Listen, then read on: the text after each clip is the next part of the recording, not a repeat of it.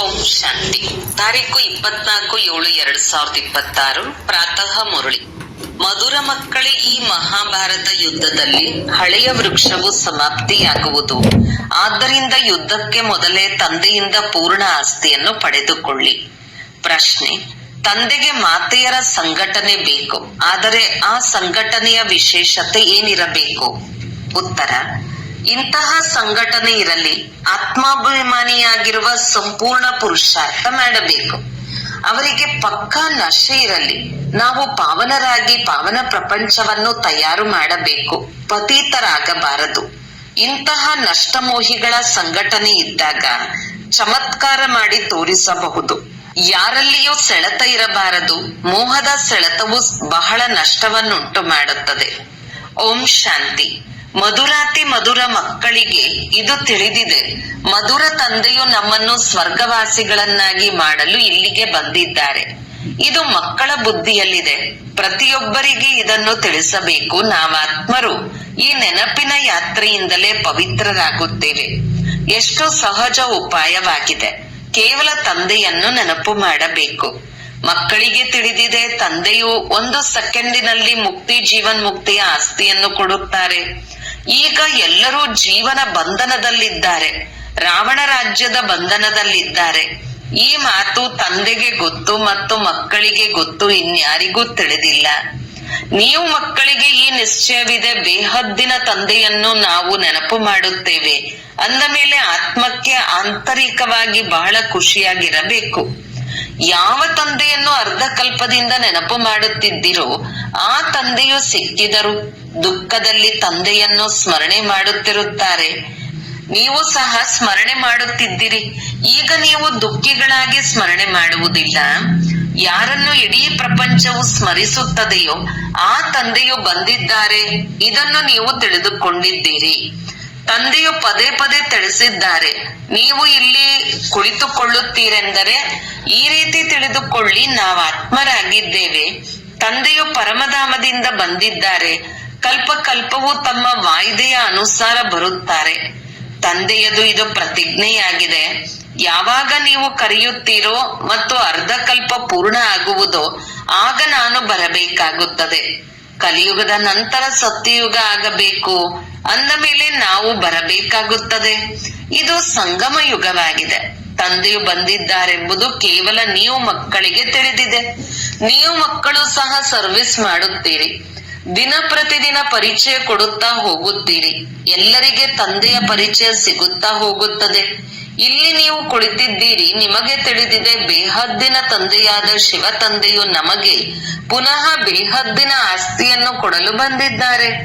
ನೀವು ಬಾಬಾ ಬಾಬಾ ಎಂದು ಹೇಳುತ್ತೀರಲ್ಲವೇ? ನಾವು ಶಿವ ತಂದೆಯ ಬಳಿ ಬಂದಿದ್ದೇವೆ.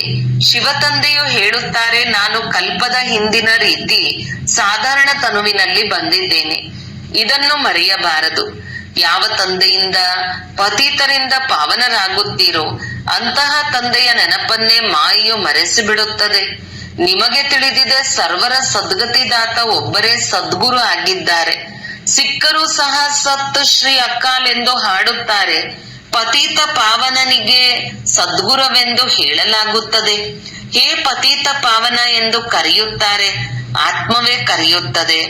ನಾವು ಸಮ್ಮುಖದಲ್ಲಿ ತಂದೆಯೊಂದಿಗೆ ಮಿಲನ ಮಾಡಲು ಬಂದಿದ್ದೇವೆ ಎಂಬುದನ್ನು ನೀವು ತಿಳಿದುಕೊಂಡಿದ್ದೀರಿ. ದೊಡ್ಡ ದೊಡ್ಡ ವ್ಯಕ್ತಿಗಳು ಒಬ್ಬರು ಇನ್ನೊಬ್ಬರನ್ನು ಮಿಲನ ಮಾಡಲು ಹೋಗುತ್ತಾರೆಂದರೆ ಅವರಿಗೆ ಎಷ್ಟು ಮಹಿಮೆಯಾಗುತ್ತದೆ. ಬಹಳ ವಿಜೃಂಭಣೆಯಿಂದ ಖುಷಿಯ ವಾದ್ಯಗಳನ್ನು ಮೊಳಗಿಸುತ್ತಾರೆ.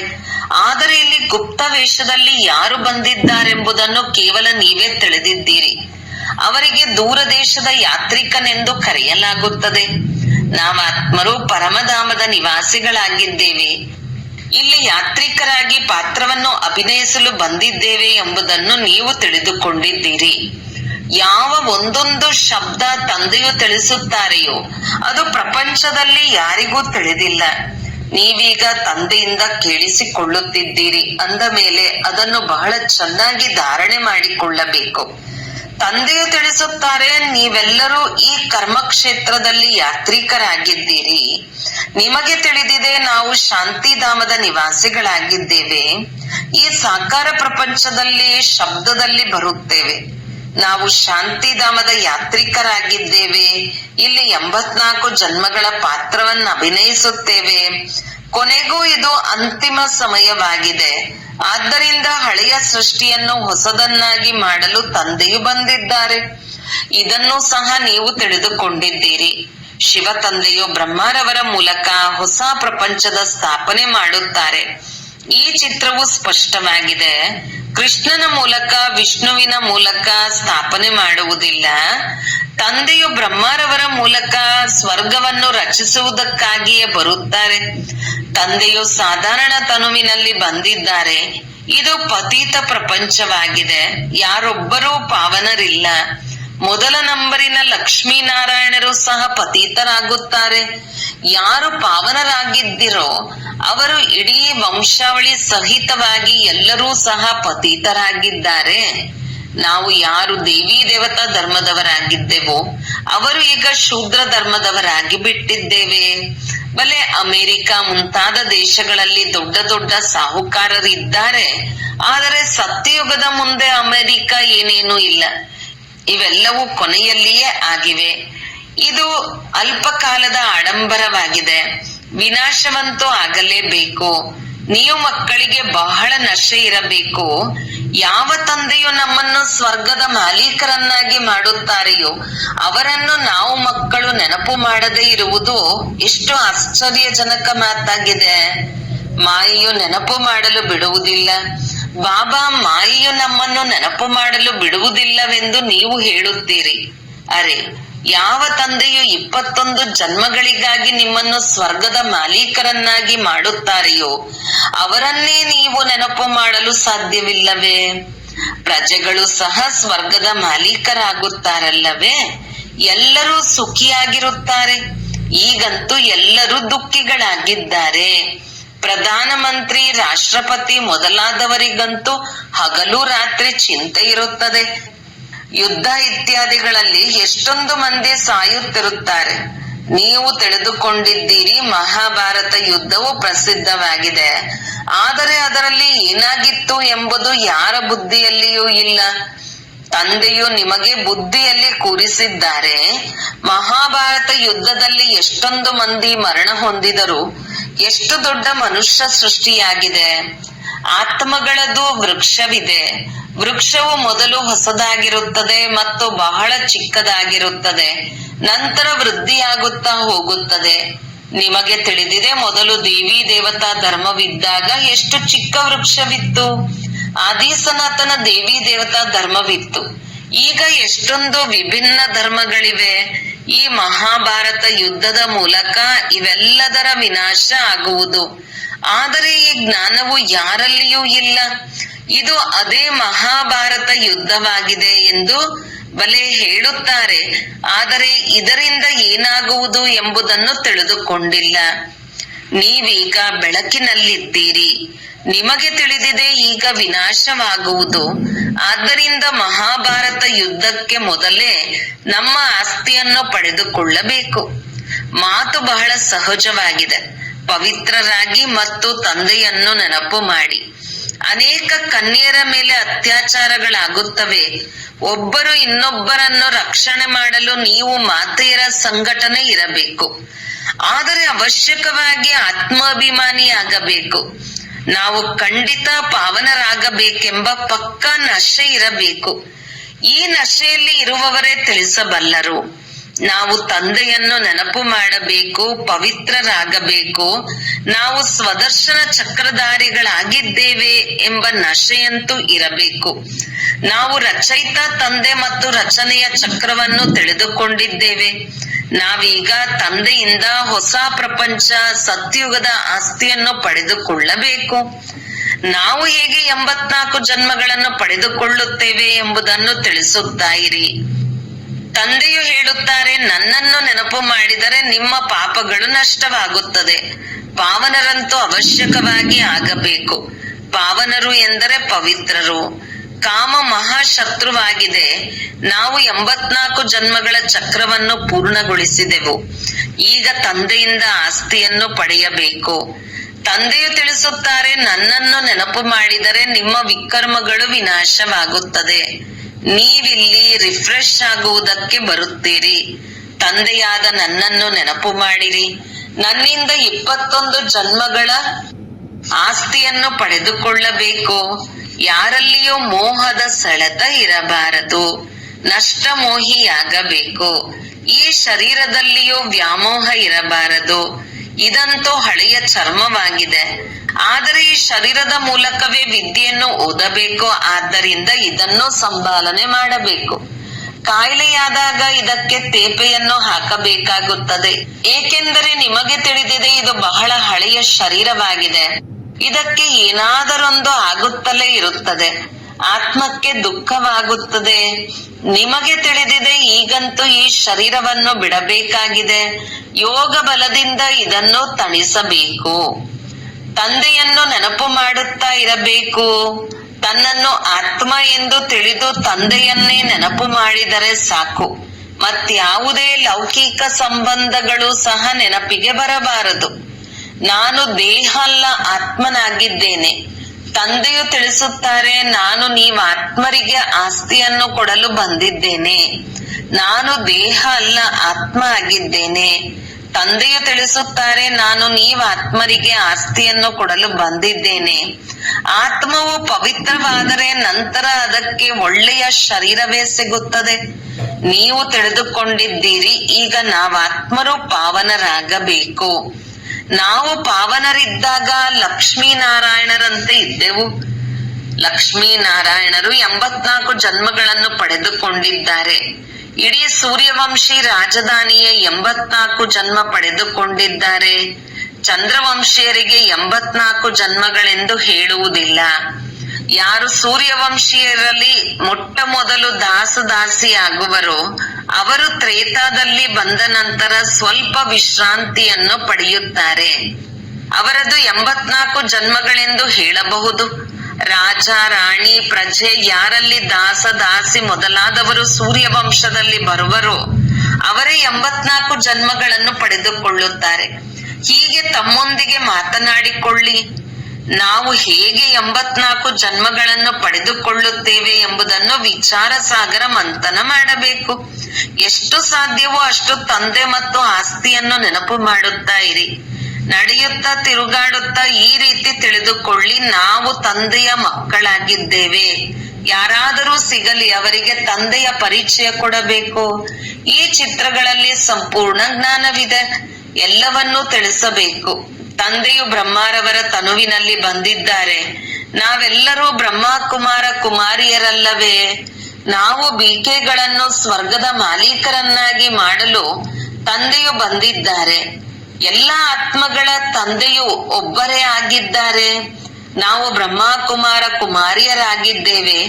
ತಮ್ಮ ತಮ್ಮ ಕಾರ್ಡ್ ಅನ್ನು ಸಹ ತೋರಿಸಿ. ಎಲ್ಲಿಯಾದರೂ ಕಚೇರಿ ಇತ್ಯಾದಿಗಳಲ್ಲಿ ಕಾರ್ಡನ್ನು ತೋರಿಸಿದರೂ ಸಹ ಈ ಬಿಕೆಗಳು ಯಾರೆಂಬುದು ಅವರಿಗೆ ಅರ್ಥವಾಗುವುದಿಲ್ಲ. ಅನೇಕ ಪ್ರಕಾರದ ವಿಘ್ನಗಳು ಬರುತ್ತವೆ. ಸರ್ಕಾರಕ್ಕೂ ಸಹ ಇದನ್ನು ತಿಳಿಸಬೇಕು. ನಮ್ಮದು ಇದು ಪರಿವಾರವಾಗಿದೆ. ದಾದಾ ಮತ್ತು ತಂದೆ ಇದ್ದಾರೆ. ದಾದಾರವರ ಮೂಲಕ ನಾವು ಆಸ್ತಿಯನ್ನು ಪಡೆದುಕೊಳ್ಳುತ್ತಿದ್ದೇವೆ. ಇದನ್ನು ನೆನಪಿಟ್ಟುಕೊಂಡು ಖುಷಿಯಲ್ಲಿರಬೇಕು. ಆಸ್ತಿ ಎಲ್ಲವೂ ತಾತನದಾಗಿದೆ. ತಾತನ ಆಸ್ತಿಯ ಮೇಲೆ ಮೊಮ್ಮಕ್ಕಳಿಗೆ ಅಧಿಕಾರವಿರುತ್ತದೆ. ಪೂರ್ಣ ಭಾಗವನ್ನು ಹಂಚಿಕೊಳ್ಳುತ್ತಾರೆ. ನೀವು ಸಹ ತಿಳಿದುಕೊಂಡಿದ್ದೀರಿ, ಶಿವ ತಂದೆಯಿಂದ ಬ್ರಹ್ಮರವರ ಮೂಲಕ ನಾವು ಆಸ್ತಿಯನ್ನು ಪಡೆದುಕೊಳ್ಳುತ್ತೇವೆ. ಇದನ್ನು ನೆನಪಿಟ್ಟುಕೊಳ್ಳಬೇಕು. ಓದಬೇಕು, ಓದಿಸಬೇಕು. ಮಕ್ಕಳ ಪಾಲನೆ ಮಾಡುವುದು ತಂದೆಯ ಕರ್ತವ್ಯ. ಎಲ್ಲಿಯವರೆಗೆ ಕುಮಾರ ಕುಮಾರಿಯರು ಪ್ರೌಢಾವಸ್ಥೆಗೆ ಬರುವುದಿಲ್ಲವೋ ಅಲ್ಲಿಯವರೆಗೆ ತಂದೆಯು ಅವರ ಸಂಭಾಲನೆ ಮಾಡಬೇಕು. ಓದುವುದು ಮಕ್ಕಳ ಕೆಲಸವಾಗಿದೆ. ತಮ್ಮ ಕಾಲಿನ ಮೇಲೆ ನಿಂತುಕೊಳ್ಳುವುದಕ್ಕಾಗಿ ಓದುತ್ತಾರೆ. ನೀವು ತಿಳಿದುಕೊಂಡಿದ್ದೀರಿ, ತಂದೆಯು 21 ಜನ್ಮಗಳಿಗೆ ಓದಿಸುತ್ತಿದ್ದಾರೆ. ನಂತರ ನಾವು ನಮ್ಮ ಕಾಲಿನ ಮೇಲೆ ನಿಂತುಕೊಳ್ಳುತ್ತೇವೆ. ಎಷ್ಟು ಓದುತ್ತೀರೋ ಅಷ್ಟು ಶ್ರೇಷ್ಠ ಪದವಿಯನ್ನು ಪಡೆಯುತ್ತೀರಿ. ನೀವು ಸ್ವಯಂ ಹೇಳುತ್ತೀರಿ, ನಾವಿಲ್ಲಿ ಶ್ರೀಲಕ್ಷ್ಮಿ ಹಾಗೂ ಶ್ರೀನಾರಾಯಣ ಆಗಲು ಬರುತ್ತೇವೆ. ಇದು ಸತ್ಯನಾರಾಯಣನ ಕಥೆ ಅಲ್ಲವೇ? ಈ ಲಕ್ಷ್ಮೀನಾರಾಯಣರು ಹೇಗೆ 84 ಜನ್ಮಗಳನ್ನು ಪಡೆದುಕೊಳ್ಳುತ್ತಾರೆಂದು ಯಾರಿಗೂ ತಿಳಿದಿಲ್ಲ. ರಾಧೆಯ ಭಕ್ತರಾಗಿದ್ದಾರೆ. ರಾಧೆಯು ಎಲ್ಲೆಲ್ಲಿಯೂ ಇದ್ದಾರೆ ಎಂದು ಹೇಳುತ್ತಾರೆ. ಎಲ್ಲಿ ನೋಡಿದರಲ್ಲಿ ರಾಧೆಯೇ ರಾಧೆ, ಕೃಷ್ಣನೇ ಕೃಷ್ಣ ಇದ್ದಾನೆ, ಶಿವನೇ ಶಿವನಿದ್ದಾನೆ ಎಂದು ಹೇಳಿ ಗಡಿಮಿಡಿ ಮಾಡಿಬಿಟ್ಟಿದ್ದಾರೆ. ಈಶ್ವರ, ರಾಧೆ, ಕೃಷ್ಣ ಎಲ್ಲರೂ ಸರ್ವವ್ಯಾಪಿಯಾಗಿದ್ದಾರೆ. ಎಲ್ಲವೂ ಈಶ್ವರನ ರೂಪವಾಗಿದೆ. ಭಗವಂತನೇ ಈ ರೂಪಗಳನ್ನು ಧಾರಣೆ ಮಾಡಿದ್ದಾರೆ ಎಂದು ಹೇಳುತ್ತಾರೆ. ಎಲ್ಲಿ ನೋಡಿದರಲ್ಲಿ ನೀನೇ ನೀನು ಹೀಗೆ ಹೇಳುತ್ತಾ ಎಷ್ಟು ಬಲಹೀನವಾಗಿ ಬಿಟ್ಟಿದ್ದಾರೆ. ಇದು ವಿಕಾರಿ ಪ್ರಪಂಚವಾಗಿದೆ. ಸತ್ಯಯುಗವು ನಿರ್ವಿಕಾರಿ ಪ್ರಪಂಚವಾಗಿದೆ. ನಿರ್ವಿಕಾರಿ ಪ್ರಪಂಚದ ಅರ್ಥವೇ ಆಗಿದೆ ಸ್ವರ್ಗ. ಅಲ್ಲಿಯೂ ಮಕ್ಕಳಿದ್ದಾರಲ್ಲವೇ, ಅವರು ಹೇಗೆ ಜನಿಸುತ್ತಾರೆ ಎಂದು ಕೇಳುತ್ತಾರೆ. ಕೇವಲ ಇದೇ ಪ್ರಶ್ನೆಯನ್ನು ಕೇಳುತ್ತಾರೆ. ಮಕ್ಕಳಾಗದಿದ್ದರೆ ಸೃಷ್ಟಿಯು ಹೇಗೆ ವೃದ್ಧಿಯಾಗುವುದು ಎಂದು ಕೇಳುತ್ತಾರೆ.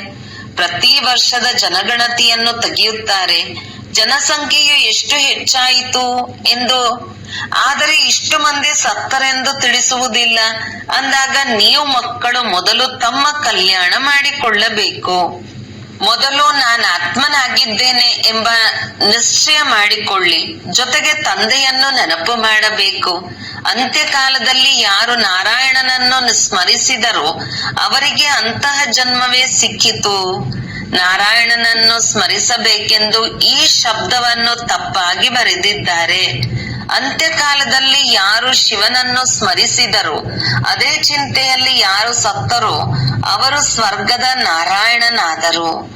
ಅಂತ್ಯಕಾಲದಲ್ಲಿ ನಾರಾಯಣನ ಸ್ಮರಣೆಯಿಂದ ಏಕೆ ಹೇಳುತ್ತಾರೆ? ಕೃಷ್ಣನೇ ಜ್ಞಾನವನ್ನು ಕೊಟ್ಟಿದ್ದಾರೆಂದು ತಿಳಿಯುತ್ತಾರೆ. ಕೃಷ್ಣನನ್ನೇ ನೆನಪು ಮಾಡುತ್ತಾರೆ. ನಾರಾಯಣನ ಬಗ್ಗೆ ಯಾರಿಗೂ ತಿಳಿದಿಲ್ಲ. ಕೃಷ್ಣ ಜಯಂತಿಯನ್ನು ಆಚರಿಸುತ್ತಾರೆ ಅಂದ ಮೇಲೆ ರಾಧೆಯ ಜಯಂತಿಯಲ್ಲಿ ಕೃಷ್ಣನ ಜನ್ಮವನ್ನು ಆಚರಿಸುತ್ತಾರೆ. ನಾರಾಯಣನದಲ್ಲಿ ವಿಶ್ವದ ಮಹಾರಾಜ ಮಹಾರಾಣಿ ಲಕ್ಷ್ಮೀನಾರಾಯಣರ ಬಗ್ಗೆ ಯಾರಿಗೂ ತಿಳಿದಿಲ್ಲ. ಪ್ರಜಾಪಿತ ಬ್ರಹ್ಮನ ಮುಖವಂಶಾವಳಿ ಇರಬೇಕಲ್ಲವೇ? ಅವರು ಎಲ್ಲಿ ಹೋದರು? ಬ್ರಾಹ್ಮಣ ದೇವಿ ದೇವತಾಯ ನಮಃ ಎಂದು ಹೇಳುತ್ತಾರೆ. ಬ್ರಹ್ಮನ ಮುಖವಂಶಾವಳಿ ಇತ್ತಲ್ಲವೇ? ಮಕ್ಕಳು ತಿಳಿದುಕೊಂಡಿದ್ದೀರಿ. ಬ್ರಹ್ಮನ ಮೂಲಕ ಶಿವ ತಂದೆಯು ಬ್ರಾಹ್ಮಣ ಧರ್ಮವನ್ನು ಸ್ಥಾಪನೆ ಮಾಡುತ್ತಾರೆ. ಬ್ರಾಹ್ಮಣ ಧರ್ಮವನ್ನು ಬ್ರಹ್ಮನು ರಚಿಸಲಿಲ್ಲ, ಶಿವ ತಂದೆಯು ರಚಿಸಿದ್ದಾರೆ. ಇವರಂತೂ ಈಗ ಬ್ರಹ್ಮ ಆಗಿದ್ದಾರೆ. ಒಳ್ಳೆಯದು. ಮಧುರಾತಿ ಮಧುರ ಅಗಲಿ ಹೋಗಿ ಮರಳಿ ಸಿಕ್ಕಿರುವ ಮಕ್ಕಳ ಪ್ರತಿ ಮಾತಪಿತಾ ಬಾಪ್ದಾದರವರ ನೆನಪು, ಪ್ರೀತಿ ಹಾಗೂ ಸುಪ್ರಭಾತ. ಆತ್ಮೀಯ ಮಕ್ಕಳಿಗೆ ಆತ್ಮೀಯ ತಂದೆಯ ನಮಸ್ತೆ. ಧಾರಣೆಗಾಗಿ ಮುಖ್ಯ ಸಾರ. 1. ಈ ಹಳೆಯ ಶರೀರದಲ್ಲಿರುತ್ತಾ ವಿದ್ಯೆಯನ್ನು ಓದಿ 21 ಜನ್ಮಗಳಿಗಾಗಿ ಸಂಪಾದನೆ ಮಾಡಿಕೊಳ್ಳಬೇಕು. ಆದ್ದರಿಂದ ಇದರ ಸಂಭಾಲನೆ ಮಾಡಿಕೊಳ್ಳಬೇಕು. ಆದರೆ ಇದರಲ್ಲಿ ವ್ಯಾಮೋಹ ಇರಬಾರದು. 2. ಇಂತಹ ಅಭ್ಯಾಸ ಮಾಡಿರಿ. ಅಂತ್ಯಕಾಲದಲ್ಲಿ ಒಬ್ಬ ಶಿವ ತಂದೆಯ ನೆನಪೇ ಬರಲಿ. ಅನ್ಯ ಯಾವುದೇ ಚಿಂತೆಯಲ್ಲಿ ಹೋಗಬಾರದು. ನಮ್ಮ ಕಲ್ಯಾಣ ಮಾಡಿಕೊಳ್ಳಬೇಕು. ವರದಾನ. ಮಾಸ್ಟರ್ ಜ್ಞಾನ ಸಾಗರನಾಗಿ ಅಜ್ಞಾನತೆಯನ್ನು ಸಮಾಪ್ತಿಗೊಳಿಸುವಂತಹ ಜ್ಞಾನ ಸ್ವರೂಪ ಯೋಗಯುಕ್ತ ಭವ. ಮಾಸ್ಟರ್ ಜ್ಞಾನ ಸಾಗರ ಆಗುವುದರಲ್ಲಿ ಯಾವುದೇ ಪ್ರಕಾರದ ಅಜ್ಞಾನತೆ ಇರುವುದಿಲ್ಲ. ಈ ಮಾತು ನಮಗೆ ಗೊತ್ತಿರಲೇ ಇಲ್ಲ ಎಂದು ಹೇಳುತ್ತಾ ಸ್ವಯಂವನ್ನು ಮುಕ್ತರನ್ನಾಗಿಸಲು ಸಾಧ್ಯವಿಲ್ಲ. ಜ್ಞಾನ ಸ್ವರೂಪ ಮಕ್ಕಳಲ್ಲಿ ಯಾವುದೇ ಮಾತಿನ ಅಜ್ಞಾನವೂ ಇರಲು ಸಾಧ್ಯವಿಲ್ಲ. ಮತ್ತು ಯಾರು ಯೋಗಯುಕ್ತರಾಗಿ ಇರುತ್ತಾರೆಯೋ ಅವರಿಗೆ ಅನುಭವವಾಗುತ್ತದೆ. ಹೇಗೆಂದರೆ ಇದೆಲ್ಲವನ್ನು ಮೊದಲೇ ತಿಳಿದಿದ್ದೇನೆ ಎಂಬಂತೆ ಅವರು ಇದನ್ನು ತಿಳಿದಿರುತ್ತಾರೆ. ಮಾಯೆಯ ಚಂಚಂ ರಿಂಚಿಂ ಕಡಿಮೆ ಇಲ್ಲ. ಮಾಯೆಯೂ ಸಹ ಬಹಳ ಆಕರ್ಷಣೆಮಯವಾಗಿದೆ. ಆದ್ದರಿಂದ ಎಚ್ಚರಿಕೆಯಿಂದ ಇರಬೇಕು.